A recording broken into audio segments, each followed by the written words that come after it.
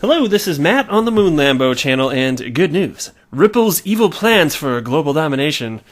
Chugging right ahead. Take a look at this headline. XRP Remittance Network expanding in Latin America.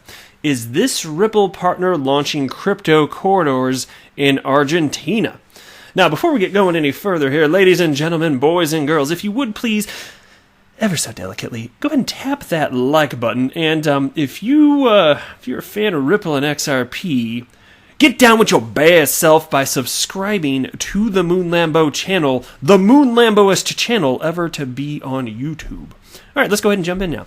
San Francisco-based Ripple says it plans to launch a significant expansion of its XRP remittance platform in Latin America this year. Oh yeah, don't say. Ripple CEO Brad Garlinghouse has said the company is testing its crypto-based remittance network called On-Demand Liquidity in both Brazil and Argentina.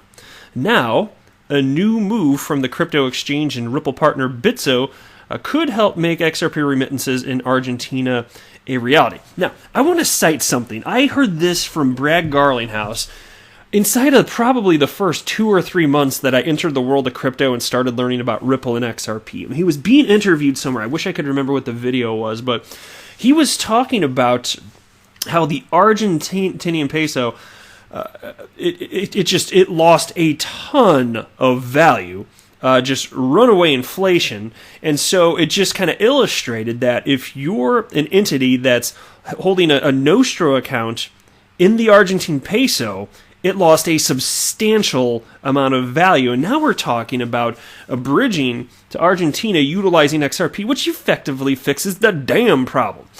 Now, Bitso, the largest crypto exchange in Mexico, announced its expansion in Argentina. And here's a quote. And by the way, the announcement actually was not in English, so I did not bother pulling it. I pulled it up earlier, but not for this video. So anyway, here's what it is translated. In Bitso, we like to build bridges. Today we build a digital bridge between Mexico and Argentina. Like our users in Mexico, we want Argentines to enjoy simple, global, and transparent financial services. That sounds reasonable enough, doesn't it? Now, in October of 2019, Ripple announced that it was spearheading an investment round in Bitso. And the quote was, "As Ripple expands on-demand liquidity in Latin America, so too will our partnership with Bitso."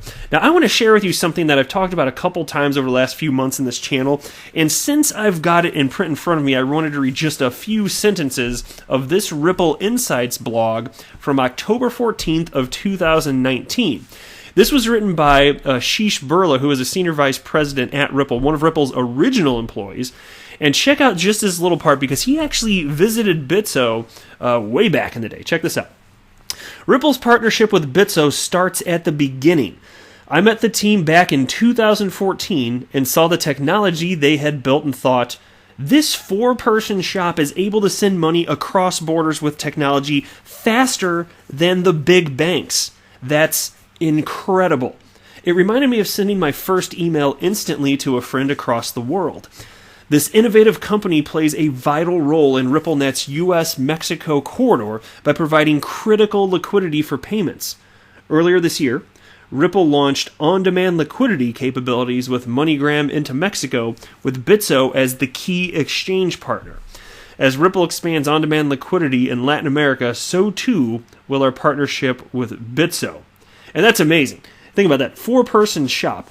And it was literally, by the way, and he talked about this in a I can't remember where this video was either, but there was some video where Ashish Burla was talking, and he said the 4-person shop, it was in somebody's mother's basement. That's where Bitso, the cryptocurrency exchange, had its origins, which I think is the coolest thing. So let's just say, fast forward 6 years, they made it. So very, very awesome stuff here. Now back to the other piece. Bitso is already powering U.S. to Mexico remittances using XRP. In the process, the exchange's XRP pair with the Mexican peso has surged ahead of Bitcoin in daily volume.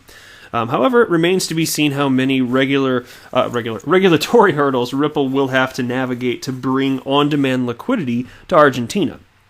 The country continues to struggle with inflation, as I cited earlier, and is pushing to increase the use of its peso in order to save it from further devaluation. Well, I'll just say this. Yes, there's regulatory concerns the world over. That's why it's so, as Miguel Villas, head of XRP Markets, once put it, he actually called this Ripple employee, Miguel Villas, I'm sure many of you are aware of him, he once called Ripple's plan to implement the Internet of Value, utilize XRP as a bridge currency. He called that, quote, audacious, and I could not agree more. What a bold plan. And so as far as the regulatory hurdles, oh, absolutely. But listen to this. Ripple has made it clear that they will never launch on-demand liquidity in any corridor unless every T is crossed, every I dotted, all that crap, unless they got all their ducks in a row. They would never launch. All the regulatory concerns have to be settled. And so they have in multiple corridors. They've already done it, and this is not going to stop. Look, you're going to have a bazillion corridors open before this is done, utilizing XRP as a bridge currency. Just all good things in time. And it's so cool to me right now that in 2020, almost no humans on the planet know what the hell XRP is. That is awesome. We found something before almost anybody else on the planet.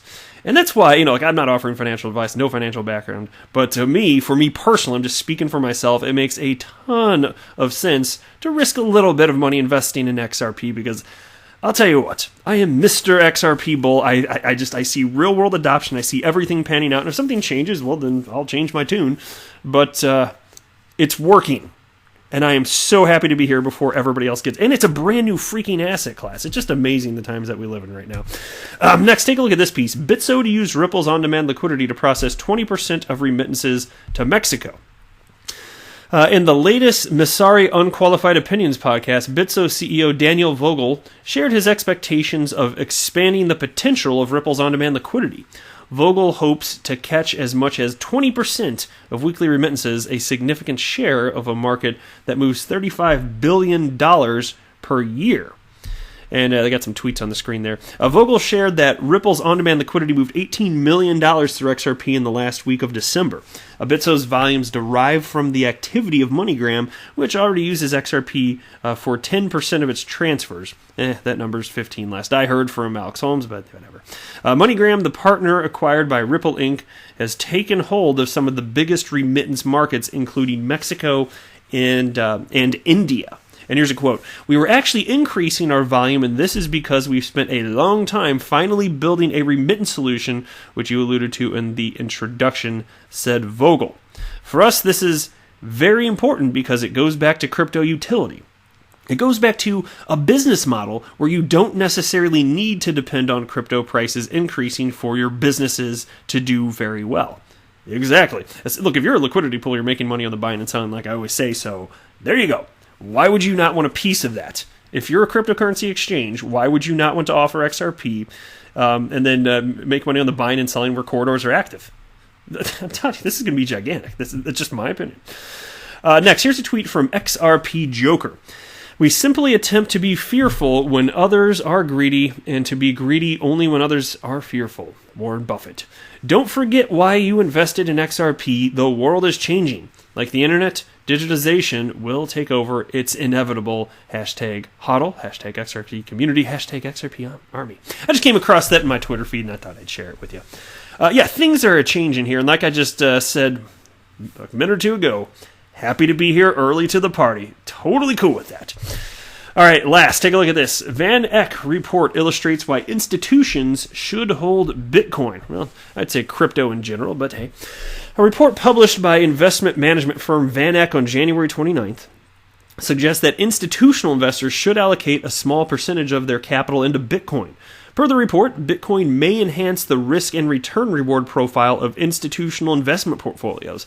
The research also claimed, quote, "A small allocation to Bitcoin significantly enhanced the cumulative return of a 60% equity and 40% bonds portfolio allocation mix while only minimally impacting its volatility."